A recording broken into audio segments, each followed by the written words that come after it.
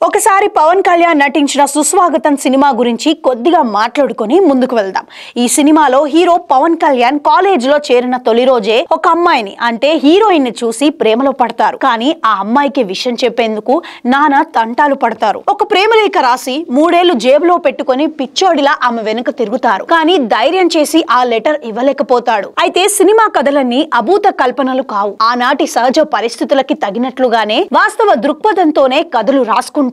ఆ సినిమాలో చెప్పినట్లు ఒక అమ్మాయితో మాట్లాడాలంటే అబ్బాయి వణికిపోయేవాడు. ఇది నిజం. ఇకపోతే అబ్బాయిలే ఇలా ఉన్నారు అనంటే మరి అమ్మాయి పరిస్థితి ఎలా ఉంటుందో అర్థం చేసుకోండి. ఈ పరిస్థితి ఎందుకంటే నాటి సమాజ కట్టుబాట్లు అంత కఠినంగా ఉండేవి. సంఘంలో గౌరవ మర్యాదలు పోతాయనే భావన ఉండేది. తల్లిదండ్రులంటే భయం ఉండేది. ఏం జరిగినా ఆ కుటుంబాల పరువు గంగలో కలిసిపోతుందనే బెరుకు ఉండేది. ఇన్ని ఉన్నా ప్రేమ పట్ల ఎంతో ఆరాధన భావం ఉండేది.